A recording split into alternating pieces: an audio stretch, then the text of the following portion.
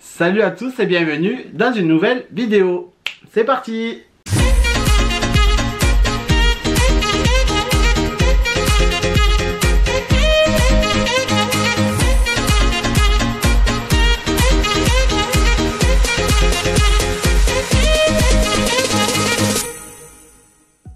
Alors la vidéo d'aujourd'hui, comme vous l'avez vu dans le titre, va parler des livres Twisted Tale. Alors c'est ces livres là, alors c'est les trois. Voilà, les trois que j'ai lus pour l'instant. Il m'en reste encore deux à lire. Il me reste celui de la Reine des Neiges, donc renouveau, réflexion qui est sur Mulan, donc il me reste ces deux à lire. Et il y en a un nouveau qui est sorti sur Blanche-Neige. Je crois que le titre c'est Un jour ma princesse viendra. Et il y en a deux nouveaux qui ont été annoncés. Un sur Peter Pan qui s'appelle Tout droit jusqu'au matin, et avec Wendy et Capitaine Crochet. Et je crois qu'il y en a un autre sur Maléfique aussi qui va arriver en même temps ou pas longtemps après ou avant. Voilà, il a été annoncé. Je pense pas qu'il soit sorti encore. Bref, pour l'instant j'ai lu ces trois premiers. Et j'avais envie de vous faire un petit retour avis de ce que j'en ai pensé.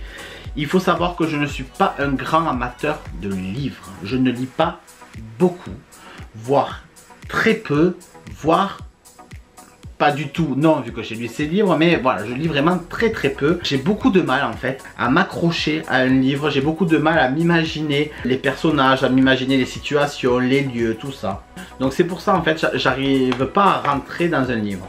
Et c'est vrai que ces livres-là, pour ceux qui comme moi ont du mal à lire et à rentrer dans l'univers du livre, c'est très bien parce que l'univers on le connaît. L'univers on le connaît. Celui-là, ce rêve bleu, donc c'est sur Aladdin. Et on le connaît, donc quand on vous parle de Aladdin, on le visualise. Quand on vous parle de Agrabah, du palais, de Jasmine, on visualise le dessin animé. On le voit juste dans des nouvelles situations, mais on les visualise. Et moi, ça m'a beaucoup aidé. Donc j'ai beaucoup aimé ces livres. Qu'est-ce que je peux vous dire sur ces livres avant de rentrer plus en détail sur chacun d'eux? Si jamais vous ne le saviez pas, je pense que vous le savez, mais ces livres-là, Twisted Tale, ce sont des romans qui ont été twistés, qui ont été remaniés. Donc ce n'est pas l'histoire de Aladdin, ce n'est pas l'histoire de la Belle et la Bête, ni de la Petite Sirène. C'est des histoires qui ont été réécrites différemment. Là, vous voyez, il y a marqué ce rêve bleu, et ici, il y a une petite phrase qui dit « Et si Aladdin n'avait jamais trouvé la lampe magique ?» Donc voilà d'où part l'idée de ces livres. C'est qu'il y a un twist à un moment donné qui fait que l'histoire se passe autrement. Et voilà tout l'intérêt du roman, c'est qu'on apprend une nouvelle histoire. Donc celui-là, c'est le tout premier que j'ai lu. Il traite donc d'Aladdin. Et je l'ai beaucoup aimé. Je l'ai beaucoup aimé. C'est le tout premier, donc comme je vous ai déjà dit 3 fois. Mais il est très bien fait. Tout le début, c'est à peu près l'histoire d'Aladdin qu'on connaît dans le dessin animé. Sauf que il y a des petites précisions, notamment sur les parents d'Aladdin. On en apprend un peu plus sur les parents d'Aladdin. On en apprend un peu plus sur la rencontre avec Jasmine. C'est la même histoire au tout début, jusqu'au twist, jusqu'à cette fameuse chose donc, qui se passe, qui fait que le roman bascule. Donc, vous l'avez dans le titre, donc je spoile pas, il y a marqué « Et si Aladdin n'avait jamais trouvé la lampe ?» Voilà. Donc, à partir de ce moment-là, le roman change et prend une tournure complètement inédite. Qu'est-ce que je peux vous dire, sans spoiler évidemment, c'est que ce roman, je l'ai trouvé assez noir. Moi j'ai aimé, j'ai beaucoup aimé. J'ai beaucoup aimé la tournure que Liz Braswell a eu de ce livre, de cette histoire. Mais c'est quand même assez noir, assez sombre. Il y a des morts, il y a, voilà, c'est une bataille. Des batailles, c'est un combat. Mais c'est bien. Mais c'est bien. C'est... ouais, c'est bien. On a envie. Moi qui suis pas fan de livres, j'avais envie de savoir ce qui se passait au fil des pages. Donc c'est un livre qui se lit très bien. Après le twist, donc c'est très intéressant. C'est donc une autre histoire, mais on voit les personnages différemment. Vous voyez Aladdin, Jasmine surtout différemment, Jafar aussi. Il y a des nouveaux personnages aussi auxquels on s'attache un peu. Voilà, chacun est bien dans son rôle, mais les caractères de base sont quand même respectés. Moi j'ai bien aimé ce livre. Deuxième roman, donc Twisted Tale, que j'ai lu, c'est celui de La Belle et la Bête, Histoire éternelle, dont le titre est « Et si la mère de Belle avait maudit la bête ?» Avec ça, on comprend pas grand chose. Qu'est-ce que je peux vous dire sur ce livre, à part que je ne l'ai pas aimé. Je ne l'ai pas aimé. Je n'ai pas réussi à rentrer dans le livre. Je n'ai pas réussi à rentrer dans l'histoire. L'histoire est différente. L'histoire est différente du début à la fin. On a quand même l'idée de La Belle et la Bête. Hein. La Belle est dans le château avec la Bête, tout ça. C'est la même idée de base. Mais il y a une histoire qui est rajoutée autour de Belle, autour de sa mère, de ses parents. Il y a quelque chose de fantastique, de magique, fantastique quand même, qui moi m'a déplu. Je l'ai trouvé trop fantastique, trop dans la magie, trop dans les magiciens, les fées, pas que ce soit absurde, mais presque. Ça, moi j'ai trouvé que pour le coup, on s'éloignait beaucoup trop du dessin animé, beaucoup trop de l'histoire de La Belle et la Bête.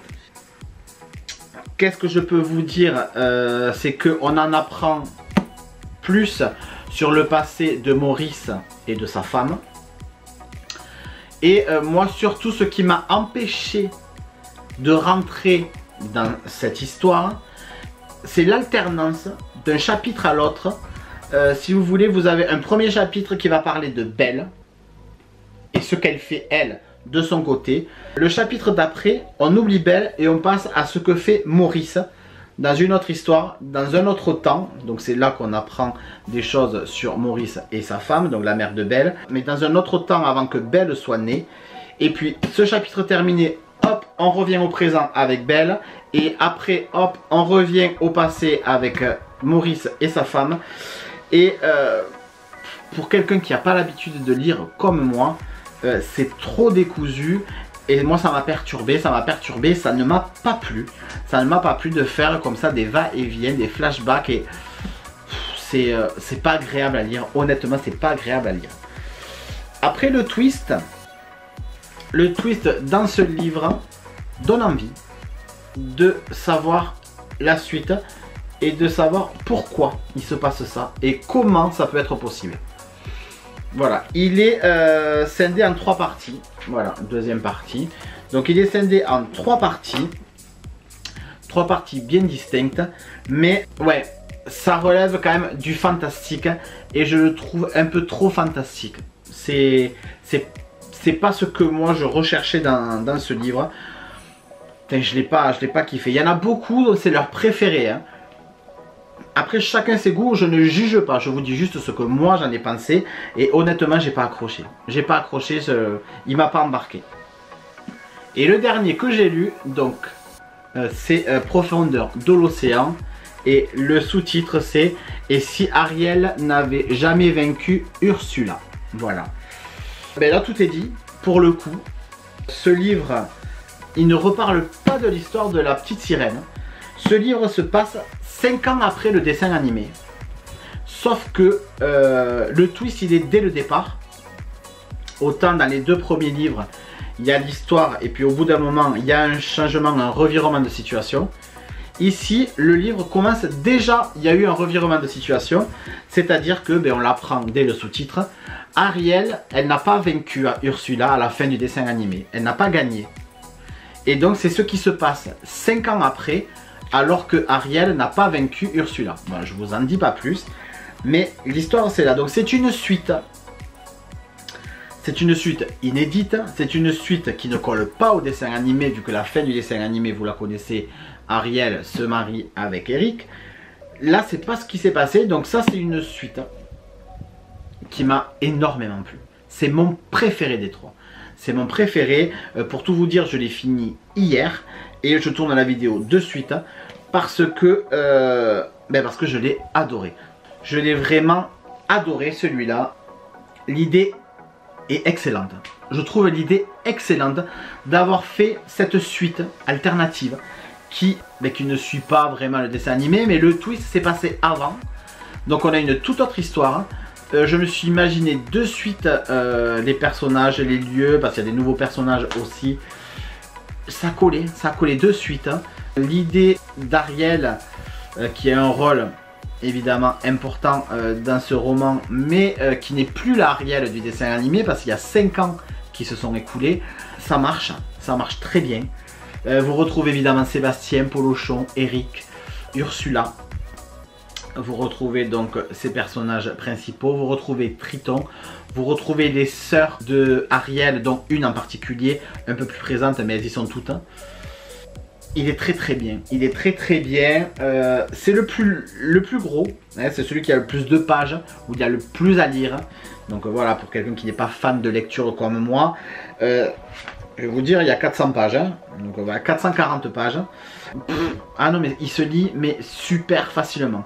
Alors j'ai fait une pause entre le début et là la fin du livre, tout simplement parce que avec Victoria, avec plein de choses qui se sont passées, je n'ai pas eu le temps de lire. Mais à partir du moment où j'ai repris la lecture, je l'ai fini. Je l'ai fini parce qu'il se lit très bien, l'histoire est prenante. Contrairement à celui de La Belle et la Bête, ça colle au dessin animé, ça colle à l'histoire.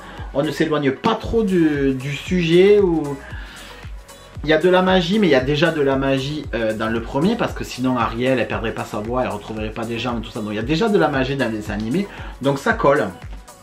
C'est un très bon livre, c'est un très bon livre.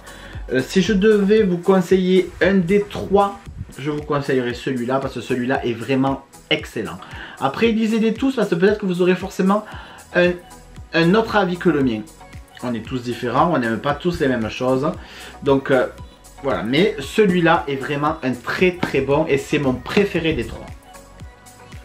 Donc voilà, j'espère que cette vidéo avis vous a plu. Dites-moi en commentaire si ça vous a plu.